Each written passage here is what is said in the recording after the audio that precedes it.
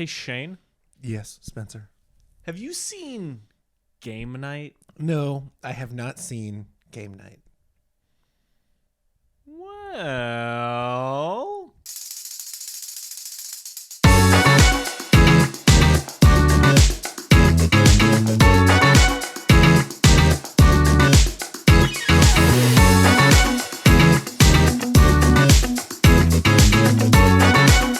Traditional. long time since we've had just a straight one. That's funny. Just a straight traditional one. That's good times. Yeah. Game Night. We watched Game Night. Yeah. In honor of Jesse Plemons being on everyone's mind In honor again, of which Jesse Plemons, just Texas's own Jesse Plemons. love that guy.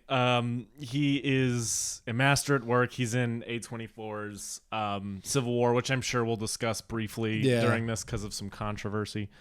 Dude, there is no better Hollywood couple than Jesse Plemons and They're the thinking man's Emily Blunt and John Krasinski. legitimately. but they feel so real in a way that John Krasinski and Emily Blunt kind of don't. Yeah. If that makes sense. They're a real couple, but They seem more down to earth, which is like Yes. not. I'm sure they live lavish lifestyles as Yeah. well, but they don't have that like glamour and you know what I No. mean. Like they're doing much different work now. yeah. They're doing like really, really great shit. Yeah, Like, just consistently. One of my favorite things is how they met on Fargo, playing a crazy couple who was shoving bodies into wood chippers. Yeah. and they were like, "We should get married," We should just do this for real. and now they have been. They're actually on the run. Yeah. It's sad, but man, it's cool. That's the controversy. Should they be in trouble? I don't know. Anyway, I just I love them, and I love Game Night. Yeah. You've mentioned watching Game Night for a couple of years at this point. And like I barely remember like when it came out and like there was no fanfare for it. No. I do remember people liked it.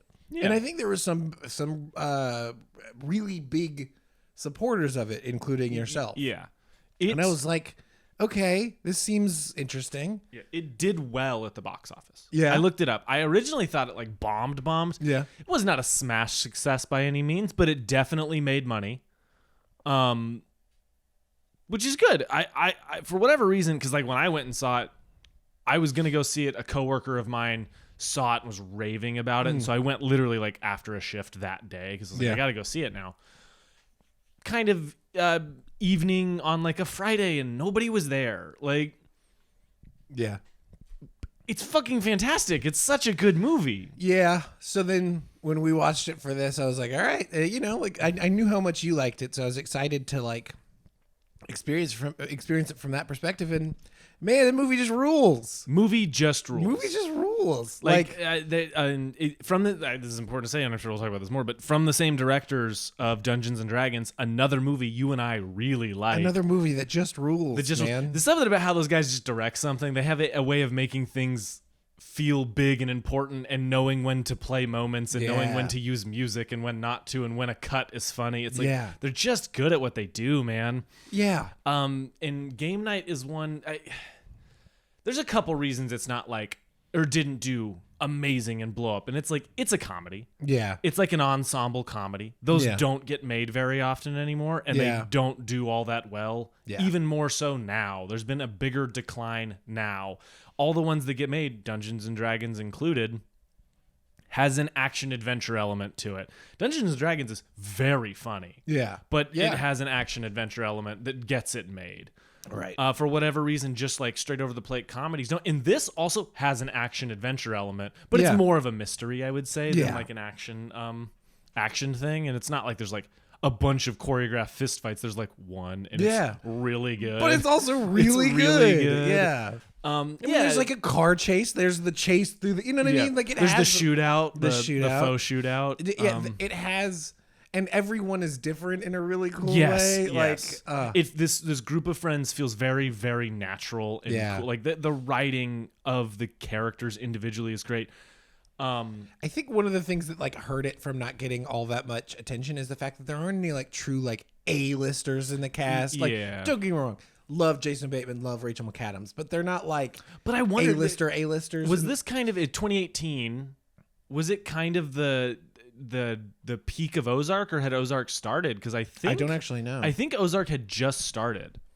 And maybe Ozark didn't have the fan base it ended up having, because Ozark was really popular for a while. It was. Maybe that was part of it. But I mean, Rachel McAdams hasn't done big movies since Mean Girls, really. I mean, she was in Doctor Strange and Doctor Strange 2, and she's done stuff like that. But yeah, but she's basically set decoration for those. Yeah. 2017 is when the show started. So Ozark had started. He had some kind of cult following from Arrested Development. New Girl was definitely running by that point. So anyway, no, you're right. Yeah. There's no massive stars, but it definitely had its, fan base coming into it for these people. I rewatched the trailer before this, which is something I'm going to start doing more and be better about. The trailer's fine. I don't remember it at all. It doesn't give a lot of the flavor that the movie has in a way that's, I feel, pretty unfortunate. Yeah. Like, it's a bummer because the movie has a lot more like character and flair and like wittiness and quickness to it. Yeah. Than the trailers gave it credit for. Like, the movie's kind of if you're laughing, you might miss a joke. Yeah. During specific sequences and stuff, because there's so many characters and each of them has their own individual personality and each individual reaction within set groups of the couples. Right. And then when they're all together, it's really smart writing, man. It's like really quick and clever, and I don't know. Yeah. I mean, I think the other thing that could have hurt it is its similarity to Date Night. Yeah. And that movie is like just okay. Like I watched it a couple times when it was like on. I actually watched that HBO recently. Or whatever. Yeah, really. I needed like a movie I could have on kind of in the background, and I was just like, I'll throw on Date Night.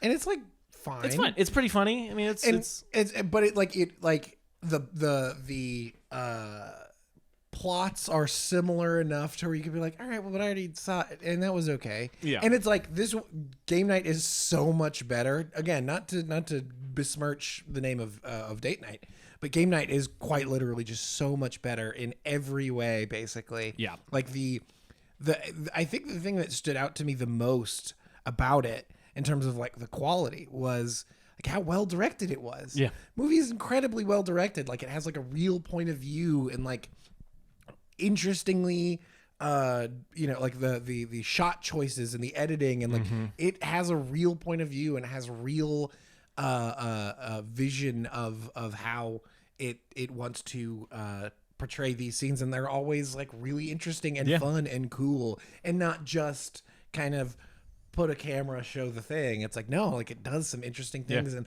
often like it understands how to tell a joke with a cut, with a camera move. Like the biggest one I think of is when the fight starts, and it like this great like getting intense. Like it's whenever they pull him over the counter and he pulls down the whole like hanging apparatus and it all tumbles, and it's like the fight is getting huge, and then it just cuts back and it's like, guys, you gotta get some of this cheese. Just go. It just cuts to a really well composed wide shot of them having cheese. Yeah. And the music cuts out and the intensity cuts out. Yeah. And then immediately picks back up. Like it's not undercutting itself at all. No. It just knows that at that moment, and that's the big thing. You know that was planned. Yeah. You know that was in the script. Yes. Or in the shot, the storyboards. Yeah. Where they're like, okay, at this moment we're gonna frame, because they don't just pick a random moment in the fight to go to it. Yeah. It was so meticulously planned. Yeah. Like that's something I think is really important about it. It didn't feel like they found this in the edit. No. It feel like they came in with a vision. Yeah. Earlier in the fight,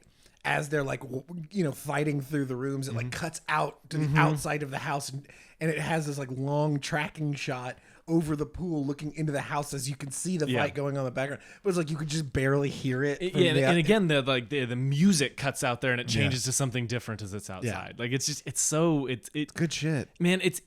That is actually, it's just occurring to me really how much it was definitely not found in the edit. Like how obviously the specific beats and the specific tempo, all of that's found in the edit, but so much of the like sequences feels so planned out in a way that like, I'm trying to think of other, like just like a Judd Apatow comedy. You know what I mean? Like some Judd Apatow comedies have pretty big sequences. They can, like nothing crazy like this movie, but those feel like they just went, okay, improv, every take's going to be different. We'll cut it together and change it, and it will be 20 minutes too long, all that kind of stuff. not to completely besmirch Judd Apatow. I like Judd Apatow. He's made the careers of a lot of incredibly talented comedians. Yeah. He defined comedy films for like a decade. You know what I mean? Like, very talented person. And I like hearing him talk about comedy. It's fun.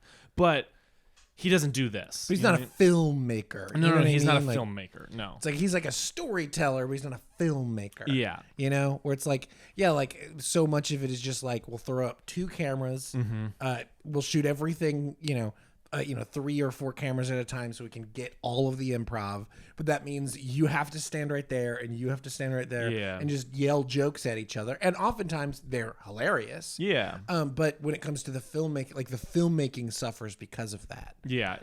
It because, and I said this a lot, like, we've worked on sketch stuff before. Yeah. And it's always very funny to us. We're always finding it hilarious. But like the thing that's important to remember about this kind of thing is not going into a shoot with like, put a temp joke in, they will have Jason Bateman there, he's going to be hilarious, and you know what I mean? It's like, no, have the joke and then let the actor play. You know what I mean? It's like, always get the thing that's on the page, make sure the thing that's on the page works, and then go.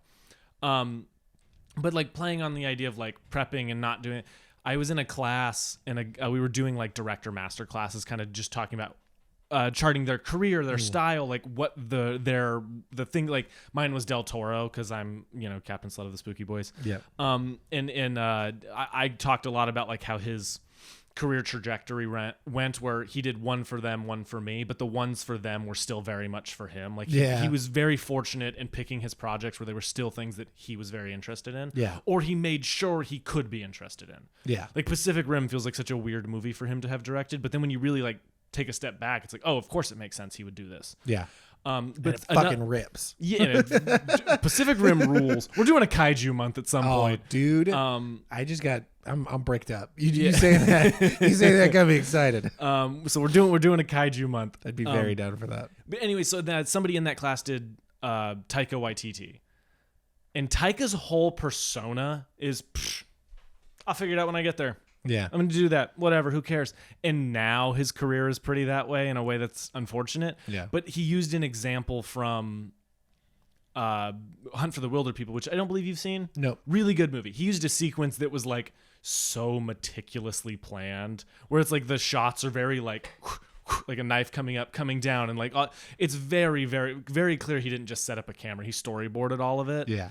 And the directing professor like stopped and was like, no, that's his persona. That's how he sells himself. That's how he has a fan base. His directing is all planned. It's like, no, look, whatever you think is effortlessly easy for these great comedies to do, it's not. They're trying really hard. Yeah. You know what I mean? They're really planning it. Game Night is a great example of that. Oh, 100%. Yeah. Like it is. And that's the thing that really, really stood out for me. It's just like how much it's clear that they cared, not just about the jokes, not just about the actors, but like the actual filmmaking, which is like it's weird how fresh that feels. You know what I mean? To see a movie that is as funny as it is and also be as well directed as it is. Yeah. You know what I mean? It's like, it's got like the direction of like John Wick 1. Yeah. But the like comedy of like a Judd Apatow, flick or something. You know what I mean? Like it's really, really, really funny. Yeah. Like I think that's another thing that like that I really loved about it is it's like it is genuinely hilarious. Yeah. I was laughing a lot. And yeah, like and everyone's funny. It's not like there's like two Everyone stand. is You know what I mean? funny. It's like, look, there are standouts in this movie of who's the funniest, but everybody has gags that completely work. Yeah. And like just across the board, the casting is phenomenal. Yeah. Just absolutely phenomenal. Like we'll go top down. Jason Bateman and Rachel McAdams. Fantastic. I think Breck, when we were watching it, she's like, now this is a couple I actually believe like fuck. Yeah. Like, yeah. and I completely agree. It's like this is a real couple. They felt like a real couple. They really did. They felt competitive in a great way. They weren't too nice. They weren't too mean. It was all, you know what I mean? Yes. They had each other's backs, but they would also like, it felt very naturalistic. Because like you get those fake Hollywood movie couples that are just like, oh, perfectly in love and nothing goes wrong except for these outside sources that make everything hard. It's like, no, like there's a little bit of competitiveness. Yeah. There's a little bit of this, they hurt each other's feelings at different points, but without it, it all feels very natural. And fucking Rachel McAdams and Jason Bateman fucking knock it out of the park, man. They really, really do. The sequence with the freaking bullet hole. Don't you start. The freaking and the reveal of the fact that it's like, oh, that's bone. Oh, and then they see the exit wound. I was like, I saw that exit wound like 3 minutes ago, and I was just waiting for it. Yeah. Oh, it's the worst. And here's a squeaker toy. It's so good. It's really, really, really funny, dude. Yeah. Like I can't. I'm so surprised at how funny it is. And then like the rest of the two actors that actually look like they could be brothers. Yeah. Oh my God. What great casting. Like, hey, looks kind of like me, but sharper chin and higher cheekbones. So more handsome. So a more attractive guy. Yeah, like casting. I feel like he's always the like stern but lovable good guy dad, and playing completely off type here. Yeah. And he's awesome. He rules. Like he's so good. Very funny and believable as a as the like fake perfect guy. Yeah. And then but actually because he's so charismatic. You know what I mean? So charismatic. He's so charismatic, but he also has that air of kind of like douchiness that you need. What's his name? I'm looking at it. I knew you were. I was like, he deserves to have his name said out loud. Kyle Chandler. Kyle Chandler's good. He's still a that guy, I think. Yeah. He very much is a that guy. Yeah, he's in Argo, Manchester by the Sea. Like he's Friday Godzilla, the MonsterVerse movies right now. Right. Friday Night Lights. That's right. Yeah. I mean that's where he's like from is Friday Night Lights. Apparently Jesse Plemons is also in Friday Night Lights. Yeah, which I didn't know that. Which speaking of which, Jesse Plemons in like, I don't want to say it's his best role. I will. I'll say like, it's his best role. It's his most committed he's ever been. Holy shit, like, though, man. He doesn't have a wasted second on screen. Not even remotely. In the movie knows it. Yeah. You know what I mean? Like even shots where he's just kind of like, well, I better go check. It's like he has this like way he's carrying himself. Yeah. Jesse Plemons is so. It's when they show up to dinner. Yeah. The lamb roast, and he's in the window. Yeah. Or he's in the doorway, and the dark house behind him, and he just like fades up into the darkness. And so they're all good. just like, that was so creepy. Do we just go in? Yeah. And then he's sitting there with the two guns. It's so good. Oh my God. But the other gag that just kind of has to be talked about with him is they were having a 3-for-1. A 3-for-1. How could that transaction be profitable for Frito-Lay? It's like it's so funny. It's the best joke, dude. If you haven't seen this movie, go watch it right now. Yeah, watch it solely for him, and then realize how great it is around him too. And it's like a tight, it's like 100 minutes. Oh, it's like hour 40. Yeah, it's such an easy watch, man. But in a really good way, it feels longer than that. Yeah. Not in a way that's like, it's dragging. No, like it feels more. No, it moves, dude. It moves. It feels expansive. It feels like a lot happens in 100 minutes. Yeah, because there's like, at times they're split up in 4 different sequences. Yeah. You know what I mean? It's like, it's fantastic. Yeah. It's so good. Keeping on the cast, though. Yes, please. I don't know how to pronounce her last name, but Sarah Horgan and Billy Magnuson. Billy Magnuson, dude. That man... He may be the funniest character in this movie. Maybe. Yeah. Funniest individual character for sure. Yeah, like he has this way of like it's whenever he's got the Fabergé egg and then he's like, "Who are you?" and he's like, "You don't know who I." It's like he's trying to sell it, but he's so clear. And then he's like, they all take a step. He's like, "Wait a goddamn minute!" And he's just like his delivery on every line like that, where he just drops his glass and starts running. Like it's the one that like really, really, really got me was like the close up. He's like, "Did you suck it?" Yeah, it killed me. Like it was such. He was just like so excited. He's like, "Did you suck it?" Yeah. That so another great gag. He's like wins the Stingray. He's like, "Just the keys." No, Ryan, the whole car. Yes.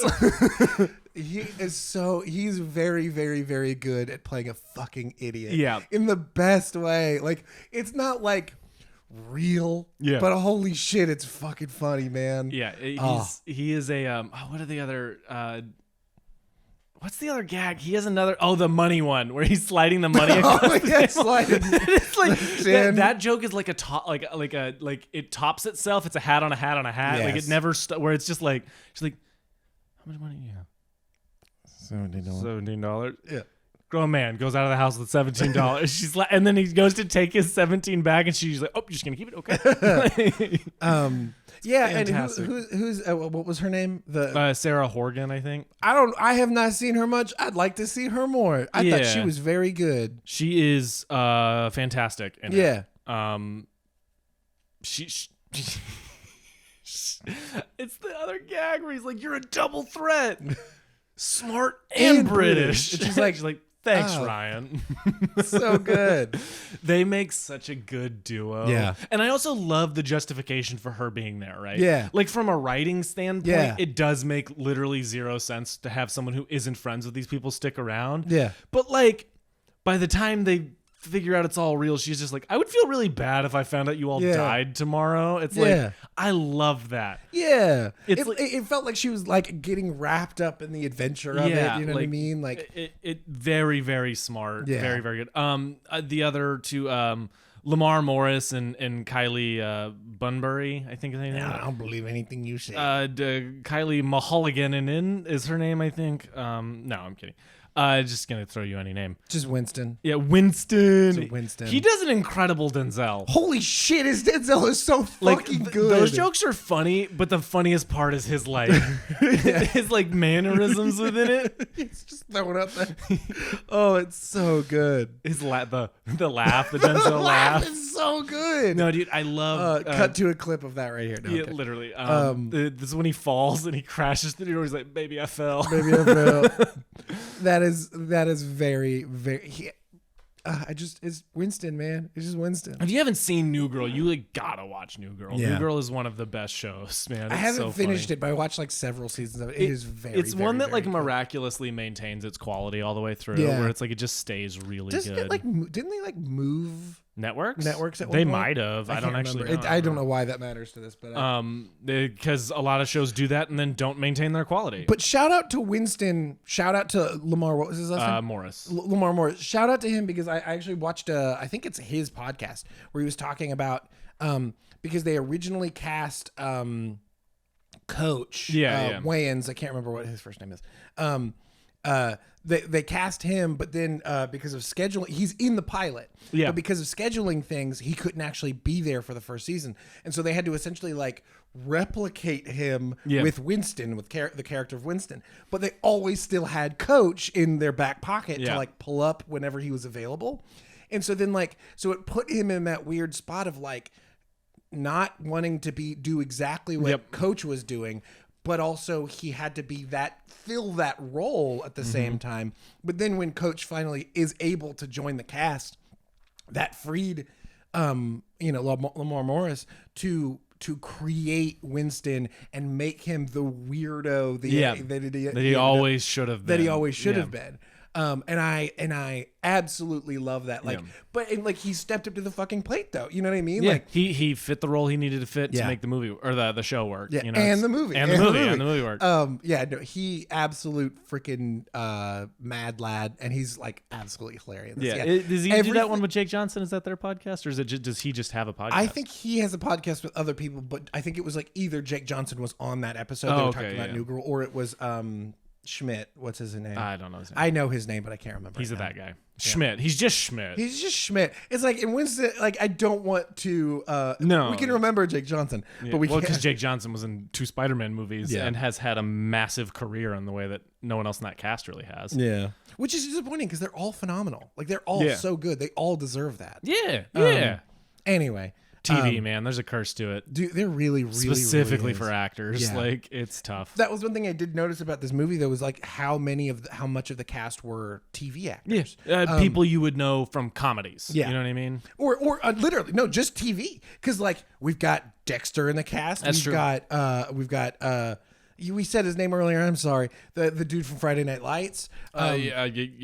I forgot. I mean, Jesse Plemons in many ways like started in TV. I keep wanting to call him Ron Livingston, and it's not Ron Livingston. You know, it's Kyle Chandler. I mean, Jesse Plemons with like Breaking Bad, and apparently he was also in Friday Night Lights. Like I haven't seen Friday Night Lights, but I mean, Winston, the guy who Billy Magnuson. Yeah. I mean, Jason Bateman. Yeah. Jason Bateman's career is much more storied than being like starting as a TV actor. I think he found his way into that. Yeah. But like his best known role for a very long time was him in Arrested Development. And then he, right before this movie started, it was Ozark. Like, like much of the cast are TV actors kind of brought up to this, and so because of that, I wish this movie did. Apparently, it was successful, but I wish it was like really successful. Yeah, it was. I pulled up the numbers. It was a $37 million budget. Total worldwide gross was 117. Yeah, so successful. Yeah, not smash hit, not crazy. Like it's like right in the ballpark of being like a success. Like it basically profited its budget more or less. It just didn't lose money. Well, no, it made money. Like it broke even and then made the budget it took to make. But what you want is it to double the amount of money it took to make. You know what I mean? So it was successful. It didn't lose them any money, but they wanted it to probably do twice as good. Yeah. I wonder how they pitch this, because like the thing I kept thinking of, like, man, this is like just the game. Yeah. Like, this is like just the game. And I kept thinking that and being like, they were like, okay, we're going to do the game, but make it funny. Yeah. And that is such a good pitch. It is. Like, that is such a good pitch. Well, and that's because I love the game. I'm a huge the game David Stan. Yeah, David Fincher's the games, Michael Douglas. I remember I started watching it one day and my mom was like, ugh, I hate that movie. I was like, why? She's like, I don't know. It's just like, I just don't like it. And my dad was like, that movie rules. Yeah. Then I watched it and was like, Dad, you're right. We don't agree on everything, but we agree on that, Dad. Well, that's the thing is there's something to be said about these movies where you never quite know. You know what I mean? Yeah. It's like, oh yeah, 100%. I think the audience kind of keys in quickly on what's going on. Yeah. And then the real twist, spoiler, I mean, we're talking about this movie. The twist of Jesse Plemons rolling up, and you're like, wait, so all of it was fake? And then you realize, oh no, wait, nope, only half of it was fake. It's like, it's so good. It does that, like, smart. I think one other thing that might like hurt people's, and we talked about this a tiny bit, that might hurt people's appreciation of this movie is it does feel like it has 4 endings. Yeah. But in a way that really works, that I think is really funny and cool and interesting. It's like there's a hat on a hat on a hat. Like this, like just like you said earlier, it's like very much like so much of the comedy, the plot, the all of it is a hat on a hat on a hat, and it works really, really, really well for me at the very least. Like I think it's incredibly well done, objectively, but apparently it's quite subjective. I mean, it has a low rating on IMDb. It's which like is 6.9, which is crazy criminal. To me. Yeah, like I don't know what its Letterboxd is. If you have that I'm pulling it up right now. 3.5. That's low, That's man. low. It should be a 3.7, 3.8. Like, it should be. I honestly think it should be 4.0. I have it rated at 4.5. Yeah, but it is a specific thing. Like, I think like 4.5. I would probably put it 4.5. This movie's really good to me. I really liked it, dude. Yeah. And that's just like my journey with it is I thought it was really good the first time I saw it. Kind of didn't think about it all that much. Bought the Blu-ray copy at a Black Friday sale and watched it again and was like, holy crap, and then showed a bunch of people the movie whenever I could. I think the other thing that hurts it is I think a lot of the posters are quite bad. Oh, that cover sucks. The funny thing is they have a great poster. There is a great poster. Is it the like geometric looking one? But yeah, no, it's there's a lot of movies that struggle with that of like, I don't know why studios are so committed to this to actors standing in front of nothing with random prop. You know what I mean? It's like, design a great poster. Yeah. They already had it. Why isn't that the thing that's being used? I think I've said this, I think you and I have talked about this, that this poster makes sense to me for the slipcover at Walmart. Yeah. Where you're trying to sell it to mom and pop looking for a Friday night movie. Yeah. Who just want to see, I like those two. Yeah, you know exactly. I like Jason Bateman. It's like make that like the slip cover or something like that, and then like the actual cover is a good poster. It's just like an actual artistic, interesting, good poster. I wish that was a thing because they still come out. I mean, Yeah. there's my recommendation this week has a great poster. That's the main poster of the movie. Yeah, it's fantastic. yeah. It's good posters still happen, but it's like it just feels like this like few and far between thing. Far and away, it feels like it's like horror movies have good posters. Yes, the Batman had great posters, and then one or two really bad ones for the exact thing you're talking about of like just selling it. And again, like if that was like the slip cover or whatever that you could like sell at Walmart, that like you could then take off and show like an actually good looking poster, like that would be cool to me. Like I would appreciate that. It is what it is, you know. I mean, and like, especially for comedies, you know what I mean? Like that is very much like the comedy thing of like put two people against a white background with a prop. Yeah. That shows kind of generally what the movie's about with a funky font. I think of Scream 6. Yeah. Scream 6 had some of the coolest posters. Scream 6 had great posters. Dude, it's the one where it's Ghostface, but it's the subway map where it like makes his face, or I can't remember if this was an official one or a like a fan made one, but it was like Ghostface over the city and the knife was making the Empire State Building. Oh, sick! I don't think I've seen that one. I'll try to find it. That's cool. It is rad, dude. Yeah. It's a great poster. Yeah. And the main one they use is just the floating heads Ghostface. The other great one is like I have the 4K Steelbook, is the like subway one where I think that one is the main poster. Depending on which thing, because I think because that's the one I think that's like on Letterboxd as like the but Letterboxd tries to pick the better posters. Guess that's true. I'm gonna check IMDb. We don't have to do this, but we have to do this. It's too late. I'm already doing it. But yeah, I do think it's like mostly a comedy or like drama issue of like it's just gonna be floating heads or people standing on a white background. IMDb uses IMDb okay, that one is that you are correct. That one is the not great one. Yeah, it's okay. It's okay. It's like the thing that I do appreciate is that it's very much following the one of these people is the killer. You know what I mean? Like from all of the other ones. Like I appreciate the lineage that one is. But then you go back to Scream, right? And Scream has just one of the great movie posters. You know what I mean? Like it's so good. Yeah. Anyway, it's a movie poster. Something I feel like you and I talk about like a lot, dude. Yeah, like I think that aspect of selling a movie is like it is. I truly don't understand the thinking behind a lot of it. Apparently, there are focus groups. There's science behind. You know, one of the wildest parts about poster making. There have been times in movies, as a real thing, where actors get cast in movies because it affects the poster. Yeah. Where they'll cast a tall guy and a short guy because it affects the poster. Yeah. It's like an insane level of like, why? It's just, but the thing that I don't understand is like how much trust they put in like focus groups and that kind of thing, where it's like, you're looking at such a narrow, where it's like you put a group of people in a room and say, which one do you feel like how do you feel? And you're asking 30 people and like gun to their head, they're like, okay, I guess I'll make a decision. Where in real life they wouldn't care. No. Like that wouldn't actually affect their decision. Yeah. Only in this scenario where they're like paying you, I would imagine, for your time. Well, it's I think of Pony Smasher, David F. Sandberg, director of Shazam, Lights Out. Love that dude. He's one of my heroes. Annabelle Creation, yeah. He still makes YouTube videos occasionally, and he made a great one on test groups. Yeah. He's like, you have to really learn how to navigate those, where it's like the studio's going to be wanting that, and you have to listen to the note behind the note. Yeah. Which are like not the watch that video. It's on his channel, Pony Smasher. Yeah. It is a fascinating video. It's really good. Check it out. Talks a lot about that exact thing. Yeah. Anyway, that's movie posters. Last cameo that deserves Chelsea Peretti. Chelsea Peretti. I absolutely love Chelsea Peretti.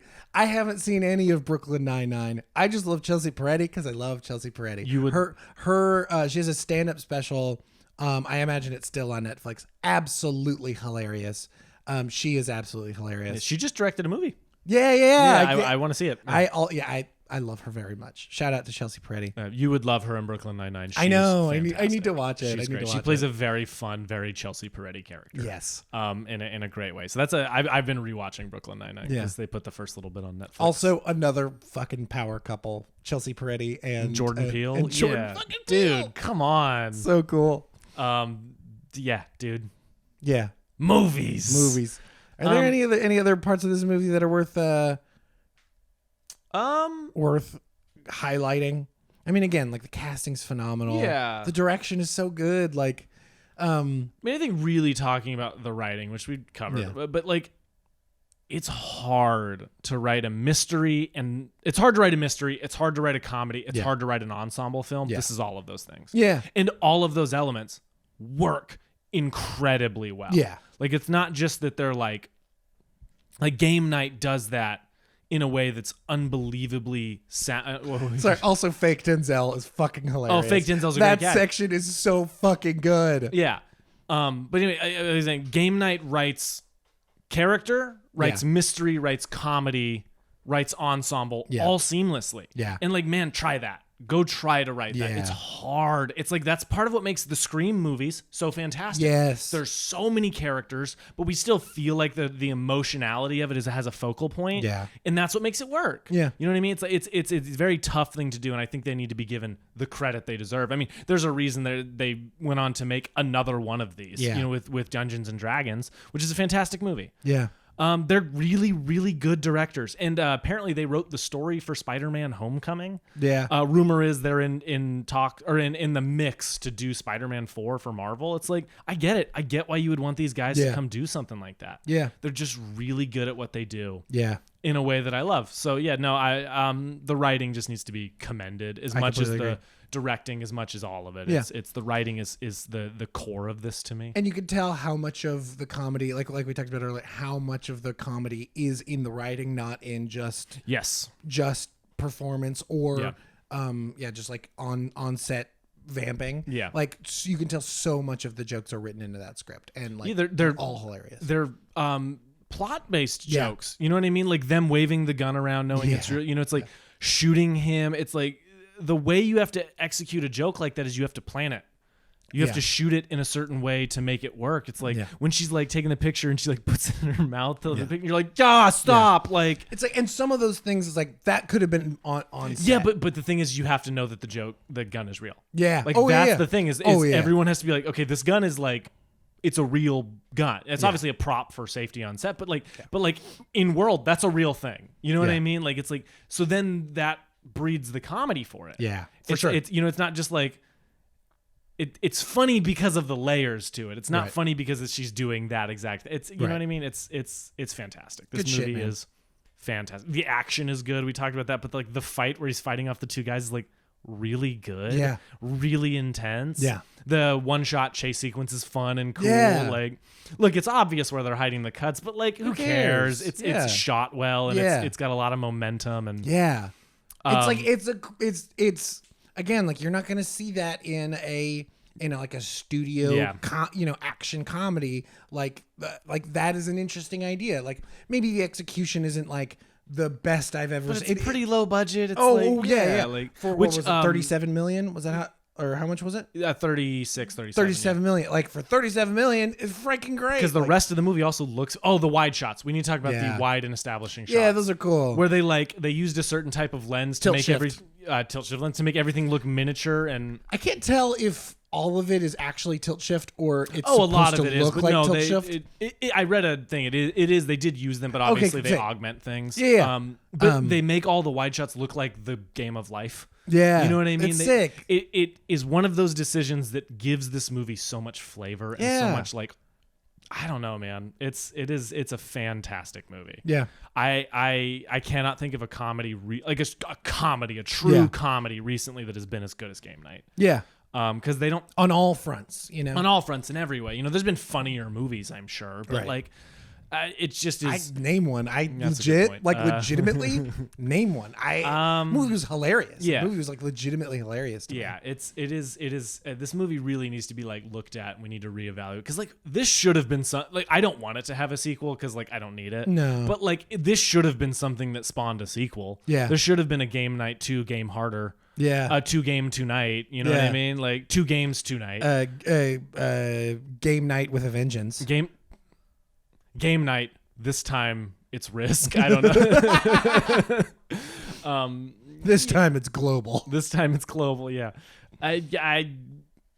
Yeah. This movie rules. The movie rules. Any other thoughts? Any other things? No. Want to do a quick B segment talking about some of our favorite games and some of our favorite things we played growing up? Yeah. You're more of a board game guy than I am. Yeah. A lot of mine are pretty cross the plate, pretty standard. Yeah. Like my favorite board game ever is Risk. Yeah. Hey, great fucking game. Great fucking game. I have it needs to be mailed to me. I got to figure out when that's happening. But I have a War Room Risk. It's one board the size of 4 Risk boards with a map spread out across it. So you have to like reach across and stand around those. You need the little shuffle. That was where the dream was born. Yeah. We're gonna do that. Everyone has to wear a different hat while playing. We're gonna get a bunch of admirals hats or something. Everyone just needs to be in a different military general uniform. Yes, exactly. But yeah, so we played that. It's so much fun. Yeah. Future Risk specifically is my favorite one. Yeah. It has just enough added to the game to make it complex and make the strategy a little harder without being like gruelingly difficult. Yeah. Another game, Blockbuster, the party game. Yeah. Look this up. It's very cheap to buy. It is super fun. Yeah. If you love movies, if you're listening to this, We still haven't played it. I still haven't played it. Still hasn't played it. We Brett got a copy for her birthday, so we were playing a bunch with them, her family and her friends and stuff. So very fun. We'll have to have a game night. We'll have to get a game night. Oh wait, you think that's why they call it that? No, I don't. Oh, I think okay. that's circumstantial at best. Yeah. Yeah, weird. Yeah, it must be just like a personal thing that I'm connecting to it. Yeah. Yeah. Cinephile's another one I know you really like. I've only played Cinephile a couple times, but Cinephile's a very fun game. Cinephile's good. Cards Against Humanity is classic. to me that's just classic. That's the best party game because it's so easy and fun. Yeah, like, you just kind of sit down and play and chit chat while you're doing it and just have a good time.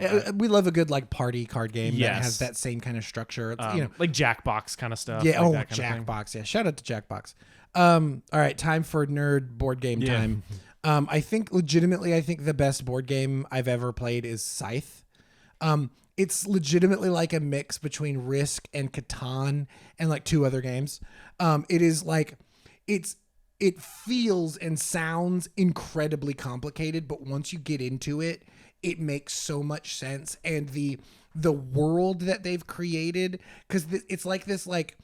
Without being cringe, it's kind of like this steampunk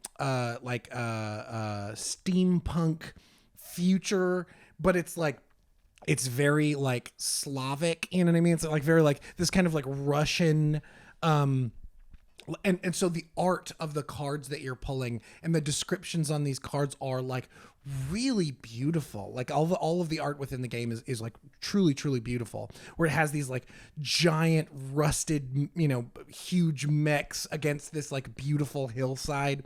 And like when you're pulling these like event cards, I can't exactly remember. There's like these there's a lot of decisions that you have to make where it's like you can make a choice that like helps your army but hurts the morale of your country, and like it's very cool. It's very detailed, but man, like I played it for the first time a couple years ago. The only one of us had played it for the first time, and yet we were all being competitive. Yeah. Like the person who brought the game, who had played it multiple times, Bryce, friend of the podcast, he didn't win. Like one of the other people who was playing it with us won, and it was his first time playing it. So it's like it is a very, very, very, very good game. Another really good game that I played with Bryce that Bryce showed me is a game called My City. It's kind of like Tetris, but a board game. What you're doing is you're essentially like everybody has like a slightly different set of pieces and a slightly different board, and you each get a call. Everybody pull one card gets pulled for everybody, and it has a specific piece, and you have to fit it on your board perfectly. And you score points for how perfectly you were able to fit all of these different shapes within your city. And it is just an absolute blast. It is a very good, like, chill kind of party game where you can kind of talk in between rounds and talk while you're playing and kind of go at your own pace. Another really good party game is Anomia. Yeah. Everybody pulls cards from a central pile, and there is a kind of like a genre of thing and a symbol.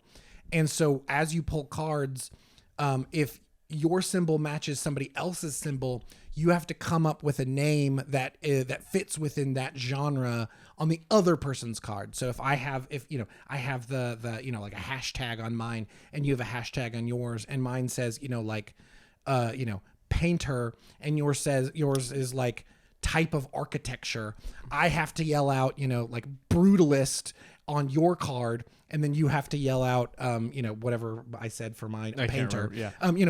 Salvador Dali, and whoever says it first gets the other person's card. That's a very fun. That's a very fun, easy, competitive game. Yeah, and it's like it's because you can't be thinking about the one that you have. You have to constantly be paying attention to everybody else's cards, symbols, and it's like it's how fast. Like it's a test of how fast your brain works. I know you own this. Have you played Mysterium?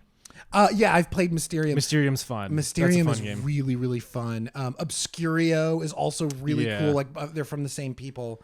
The Hill one. What's the one? Haunting at the House on Hill. Something like that. Haunting of Hill House. Haunting at the House on the Hill or something like that. Fantastic. I really like that. You're game. playing a group of a 1980s horror movie, basically, where you're searching this mansion, and as you're going through, you're finding these pieces, finding these things that could hurt you or these things that can help you, and then one thing you'll pull, like one thing, and it will trigger the haunt. Yeah. And one of the people playing will become the monster. And there's a ton of different monsters. There's a ton of different monsters, a ton of different scenarios. They have expansions and stuff. So like when the last time we played, I got the draw and I became this like Undertaker guy who had a legion of zombies. Yeah. And so then I had to leave the room, read what my objective was, come back in. We don't know what each other's objectives are. Yeah. And so then I had to command my legion of zombies to fight them. It was like awesome. Yeah. It's like such a cool game. It's really, really different really every time. It's different play. every time. Yeah. Like it's an absolute blast. That's about as complex as I usually like to get, because it's just. I really want you to play Scythe. I legitimately think you will like Scythe. I will try. Scythe feels like something I would like. It is more complicated than Risk, but it is like so much. There's just so much going on in like a really fun, cool way. If honestly, Catan sucks. Sorry guys, Catan sucks. Catan is like baby's first like real board game. Yeah. Like I like the more and more I've played Catan a lot in my life. Let's get past Catan. Catan's not that good. Go play a man's board game. TikTok is gonna love that clip. Oh yeah, bring it on. Catan sucks, guys. Catan sucks. I will fight this in the comments. Bring it on. Legit, bring it on. Last one, another really really fun one is Wavelength. Yeah. So it's kind of hard to describe, but once you see it, it makes a lot of sense. So you get a card that has like a from this to that, and you have to describe where it hits on that wavelength. And so the person who's doing it, there's like a circle that they are given a predetermined point on, that they have to come up with a word that perfectly describes that point on the wavelength. So from like art to not art, you are giving a point on that wavelength, and you have to come up with a word that perfectly describes that. And then the group that you're playing with has to put the dial on that exact right point in order to score points. So like you have to kind of like know me as a person, where I would think the word that I give you would end up on that wavelength. Does that make sense? Mm-hmm. Like it is a really like, not only is it like kind of like a fun word challenge, but it's also like a really interesting way of like, you can play this one-on-one with a person, and kind of so you can kind of see if you guys are on the same wavelength. Like it is really really really fun. I think there's like an app version of it too, That I think me and Meg have tried to play that a couple times, and I think there's a free version of the app. You just have to pay for like the card packs that have like the different wavelengths on them. But that one is a really, really fun, chill, like get to know you kind of game. Yeah. That's a good one too. That's a good game. Here's the reasons why Catan is bad. Catan thinks that it's a strategy game, but it's like just not. Like it's just not. The dice, the first dice roll, like truly affects the rest of the game in a way that like isn't fun or that fair.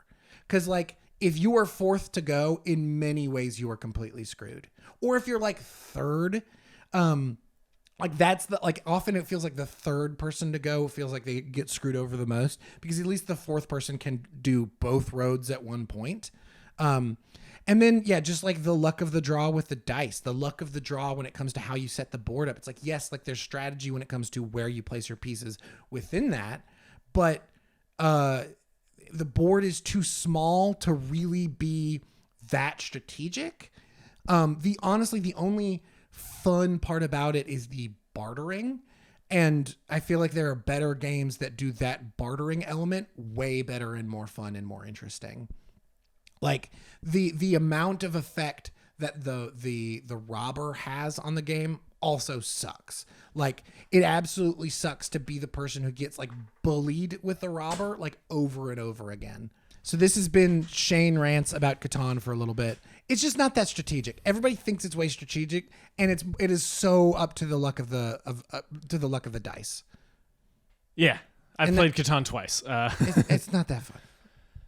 Yeah. Yeah. And with that, we're gonna play a little game. Yeah, it's game night. Game night. Revisit movies trivia game. Movies. We're just literally I'm gonna hand Shane some cards, and I'm gonna use some cards, and we're gonna play a little trivia. I have knees. I thought you were gonna say I have needs, and it's like, baby, I can fulfill those, baby.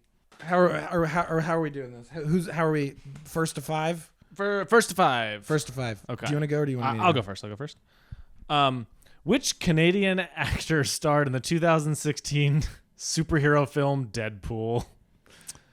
Ryan Gosling. No, I'm kidding. He's actually the number one answer. It's Ryan Reynolds. It's Ryan Reynolds. There's your card. Thank you.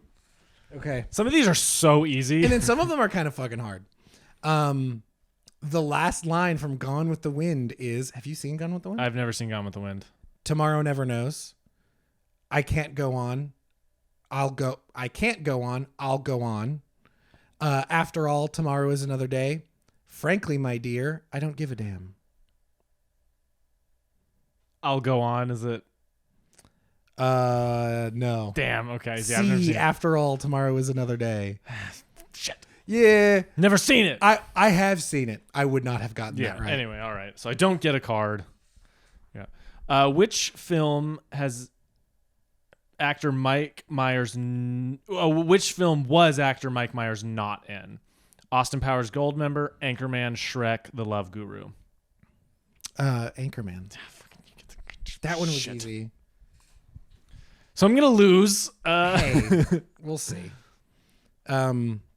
What unlikely character did Patrick Stewart present with a Lifetime Achievement Award in 1996? You're getting really fucking tough ones. Jaws, Mickey Mouse, Superman, Godzilla. Godzilla. Yeah. Yeah. How did you know that? I've seen that clip. It's funny. It's a funny clip. Never seen that. Okay, cool. Good.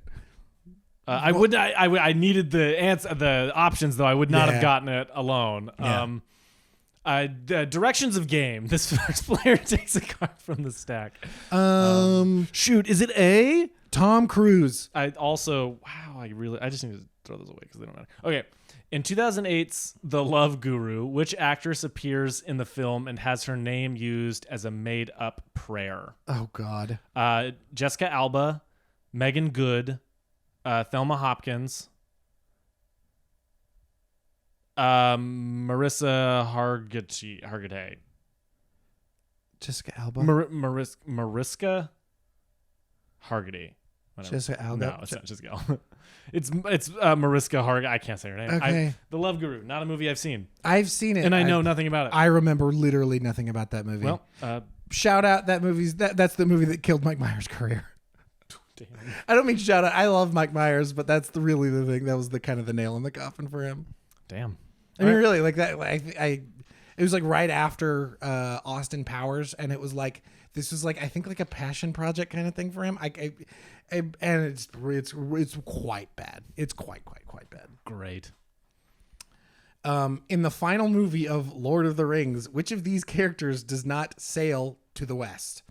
Gandalf, Frodo, Aragorn, Bilbo. Aragorn. Yeah. And it's looking a little more caught up now. I knew it would. All right. Who played the genie in Disney's 2019 live-action remake of Aladdin? Will Smith. Yeah. You sure you don't want to guess someone else? I mean, maybe. I didn't even need I didn't yeah. even need him. In which movie did Leonardo DiCaprio make his film debut? Titanic, What's Eating Gilbert Grape, This Boy's Life, or Critters 3? Critters 3. Yeah, I didn't know that. I did. Clearly. I got the card. Clearly. All right. All right. It's heating up. 3-3. What is widely considered to be the first full-length horror film? Nosferatu, The Cabinet of Dr. Caligari, Frankenstein, Dr. Jekyll and Mr. Hyde. Nosferatu? Nope. Oh, shit. So I would not have gotten this right. Is it either. Dr. Jekyll? It's The Cabinet of Dr. Caligari. Fucking A. I would not have gotten this right. Yeah. Nosferatu feels like the one I would get. Doesn't it? But Nosferatu also came after Dracula because they couldn't get the rights to it's a whole thing. Let's see if you can get this one right. I don't know if you will or not, actually. What pop vocal group performs at the wedding in Bridesmaids? What's the... Wilson Phillips, Dixie Chicks, or The Chicks is their actual name, is their given Christian name. Debbie Gibson, Belinda Carlisle. Debbie Gibson? No. Wilson Phillips. Seen that movie one time. Yeah. It's All like right. a bit within the movie. I just happen to remember. In The Princess Bride, which of these characters killed Inigo Montoya's father? Do you know it? I mean, it's the six-fingered man, but I don't remember his like name. Vizian, Wesley, Count Rugen, Prince Humperdinck. Oh shit. Oh, that's Vizzini. Is Vizzini, yeah. It's Count Rugen. Yep. Damn it. 4 to what? 4-3. 4-3. But if I get this one, it's tied up, and we got to figure out a tiebreaker, I guess. Well, it's first to 5, so well, yeah, I guess. Yeah, I mean, I have to have a chance. After an awkward misplacing of presenter cards, broadcast live at the 2017 Oscars, which film actually won Best Picture? Moonlight. Okay, let's see. Which of these Batman actors squared off against Poison Ivy? Michael Keaton, Christian Bale, Val Kilmer, George Clooney. Damn. All right. Let's see if he gets this. Yeah, one. if I miss this, I technically lose. I'm first to 5, but I also started first. Yeah. Right. Yeah. Yeah. No, I did. Who was the first woman to win Academy Award for Best Director? Catherine Bigelow. Yep. Shit. All right, next to lose one, I guess. How do Yeah, we do it? that works for me. All right.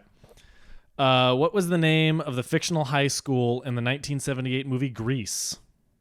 Rydell High. Yeah, damn. I would not have gotten that. I don't like Grease that much. I love Grease. Yeah. I love a good musical. That will be a series that we will do is musical. Musicals. I will. Yeah. I don't know if it's a whole month. The 1995's The Usual Suspects. What character was ultimately revealed to be Kaiser Sose? Okay, like these are the names of the characters. I'm screwed. Fred Fenster, Kobayashi, Dean Keaton, Roger Verbal Kent. Roger, right? Yes. Got so lucky. Shit. Here we go, boys. Oh boy. Okay. Which singer turned heads by wearing an unusual swan dress in the 2001 Academy Awards to the 2001 Academy Awards? Nelly Furtado, Jennifer Lopez, Bjork, Britney Spears. Bjork. Yeah. I almost said J-Lo. I knew it wasn't right, but I almost said J-Lo. All right, we're getting deep. We're getting deep, boys. Which movie includes a villain named Pizza the Hut? Spaceballs. Spaceballs. God dang it. Yes. I'm still in it, boys. This next one's gonna be freaking hard. What year did Dr. Emmett Brown and Marty McFly travel to in Back to the Future 2? Do you want the list? Yeah. 2021, 2019, 2015, 2012. Oh shit. It's not 2012. Say it one more time. 2021, 2019, 2015, 2012. It's 2019 or 2021. Fuck. No cheating. Also, that's not going to tell you what you want. Shit. Oh God, I remember all the posts about it, but I don't remember when the. Oh shit. This is gonna lose the game for me. This is truly heads or tails for me. 2021. 2015. 2015. Yeah, October 21st, 2015. Oh, fuck off! Damn it! I was. No matter what, I was gonna be wrong because I thought it was 2019 or 2021. I thought it was more recent than that. And that is a win for me. Hand me the ones we used. The ones we. Yeah, so the ones you got right and those ones. I got a lot right though. So, and technically I was first to 5, but I also started first. Yeah, so. shut up. We'll keep those out of the pile for us to play this next time. Anyway, we have now played a game. Yeah. Go have a game night. It's game day. That's the sequel. Game Day. It actually is though. Yeah. That's the actual sequel. Yeah. Anyway, we have now played a game. Isn't that a movie? Isn't there a movie called Game Day? Yeah. Wow, there's a movie called Game Plan. Is there a movie called Game Day? I think there's a football movie called Game Day. There has to be, because Game Plan is a football movie. Yeah. Sort of. It's Dwayne The Rock Johnson, but is that the one where he has the daughter? Right? Yeah. Game Day. Yep, there's one called Game Day, and it is a football movie. Yeah. Who's in it? Nobody. Okay. I vaguely remember. It's from a few years ago, right? From 2017. Yeah. All right. Well, there we go. Recommendations. I'll go first because mine aren't relevant. Okay. I got an ad on TikTok for the EP release for a band called Mini Trees, and I heard the song and I was like, "This is dope as shit." And so then I went and listened to it, and I was like, "Holy shit, this is dope as shit." The EP is called "Burnout" by Mini Trees. That shit fucking rules, man. Go listen to it. Very good, very well written. If you like kind of, sad girl shit, Mitski kind of vibe with some, a little bit more kind of electronic-y, kind of rocky kind of vibe occasionally. Like it's good shit. They have a full album that I'm struggling to remember the name of sitting here now. Also very, very good. Big Trees. Big Trees is the name of the album. You are exactly correct. The album is called Always in Motion. Also very, very, very good. But specifically, Burnout is like really, really good. Like that EP and specifically the track Burnout, phenomenal. Cool music. Yeah. Very good shit. I think that covers it for me, baby. Okay. I got quite a few. If you like Game Night, a movie you really should watch is Ready or Not. Yeah. We did a podcast episode on it. Ready or Not, also a game-themed movie. Yeah. It's a horror movie. It's very good. And the reason I bring that one up is because it connects to this. But those directors have a new movie out called Abigail. And guys, Abigail was awesome. Yeah. That movie ruled. Melissa Barrera is like, it's the first time with her that I've been like, fuck yes. Like, you are just a star in this. Yeah. Catherine Newton. It's fantastic. I liked it so much. It has a lot of... It's refreshing to have a movie be campy without winking at its audience. Yeah. At the audience that it is campy. That feels rare in a very sad way. It is what Mithrigan thought it was. In the best way possible. Yeah. It looks better. It is performed better. Abigail's really cool. I can't stress enough going to see that. Yeah. And then I also saw Guy Ritchie's new movie, the Ministry of Ungentlemanly Warfare. I really liked it. Yeah. Like it's like a solid like 3.5, I think. You know what I mean? Out of 5. But dude, it's like the trailers made it seem way like sillier than it's a pretty serious movie. It just has a lot of like flavor to it, a lot of character to it. It's Guy Ritchie. It's funny, but like it's a true story, and it's a cool movie, really cool, fun action movie that I do recommend. I think it's quite good. Yeah. Both in theaters right now. I have one more. Oh, go for it. Yeah, Monkey Man. Monkey Man. I really, really liked Monkey Man.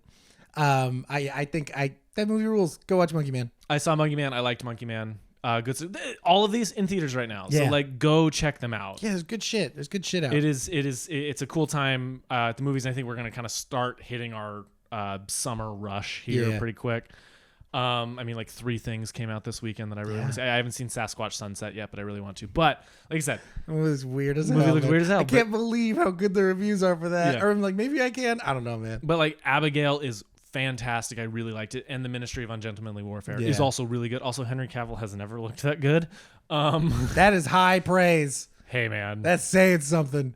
There's something about the gruffy beard and the wavy hair. Oof. Hey, man.